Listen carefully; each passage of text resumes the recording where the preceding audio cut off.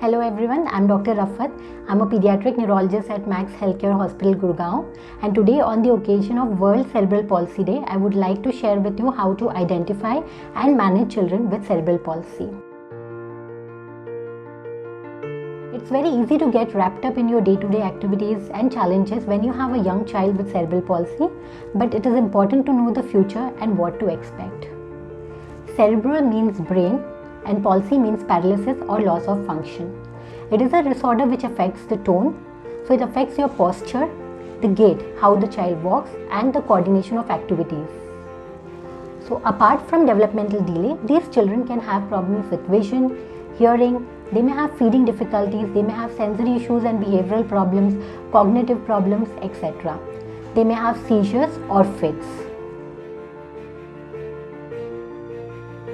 To ensure a better outcome, we need to pick up the signs early. What are the early signs? If the child is irritable, or if the child has excessive posturing or throwing the body backwards, or if the child doesn't feel good or feels loose, or if your young infant is using one hand more often than the other or has seizures, these are clues which could indicate that the child has cerebral palsy. You should also pick up early signs of developmental delay. For example, if a young infant is not smiling back to you by 3 months of age, or head holding by about 5 months of age, or sitting on his own by about 9 months of age, please do consult a pediatric neurologist for evaluation if you have any of these symptoms.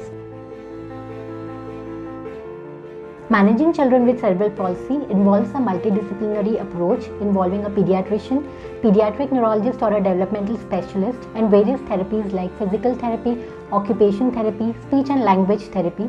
They may require visual rehabilitation and assistance with feeding and nutrition. These children are prone for deformities and contractures and may require splints or assistive devices.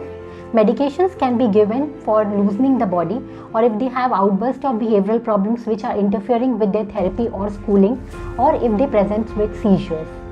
Botox therapy can be given in patients who are having locomotor problems and excessive spasticity not resolving by medications. Apart from this, children with cerebral palsy are more prone for infections, so we should ensure adequate nutrition and a balanced diet to ensure a better immunity, and also vaccinations for our children. Vitamin D supplementation should be given. I cannot emphasize more on prevention. Healthy mother gives birth to a healthy baby. So maternal nutrition, antenatal follow-ups of mother, and treatment of systemic diseases like hypertension, hypothyroidism, etc. should be taken care of. Vaccination against preventable diseases like rubella should always be done. Providing an inclusive care to each and every child is our social and moral calling. World Cerebral Palsy Day's vision is to ensure that children and adults with cerebral palsy enjoy the same rights, opportunities as any other individual in the society. So today, let's pledge to strive for prevention, integrated care, and equal rights of individuals with cerebral palsy.